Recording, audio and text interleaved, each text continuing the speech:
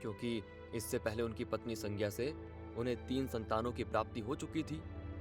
उनके सबसे बड़े पुत्र थे वैवस्वत मनु, जो बचपन से ही धर्म का पालन करने वाले और गंभीर स्वभाव के थे। एक दिन सूर्यदेव ने उनको देखकर कहा, पुत्र, तुम इस पृथ्वी लोक पर मनुष्यों की उत्पत्ति करने वाले प्रथम पुरुष होंगे।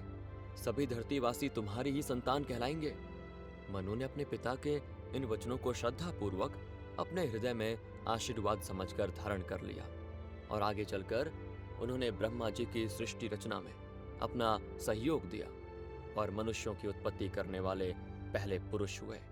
इसीलिए तो आज भी कहा जाता है कि हम सभी मनु की संतानें हैं। इसके बाद उनकी पुत्री यमुना का जन्म हुआ, जो अत्यंत कोमल हृदय और स्नेहमयी थी। वो अपने भाई और माता पिता से बहुत ही प्रेम करती थी और उन्हीं की सेवा में लगी रहती थी। एक दिन सूर्यदेव ने अपनी पुत्री के इस स्वभाव को देखकर कहा, पुत्री, तुम्हारा पवित्र स्वरूप एक दिन तीनों लोगों के लिए कल्याणकारी होगा।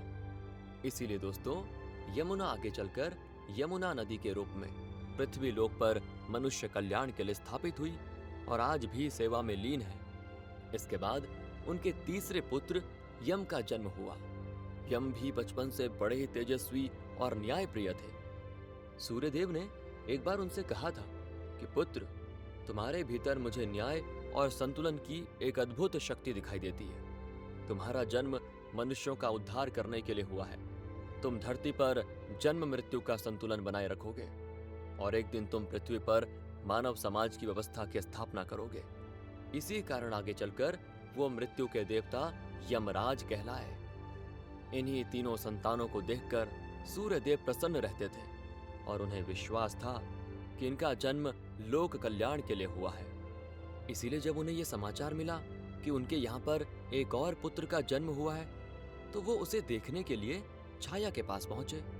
जब उन्होंने पहली बार उस बालक का रूप देखा तो कुछ क्षणों के लिए आश्चर्य में पड़ गए, क्योंकि उनका रंग काला था, नेत्र विशाल और उभरे हुए थे और उनके मासूम चेहरे पर एक अद्भुत प्रतिभा दिखाई देती थी।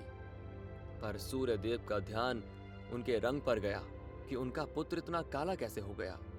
तब सूर्यदेव ने छाया से पूछा कि इस बालक का रंग मेरी अन्य संतानों जैसा क्यों नहीं है।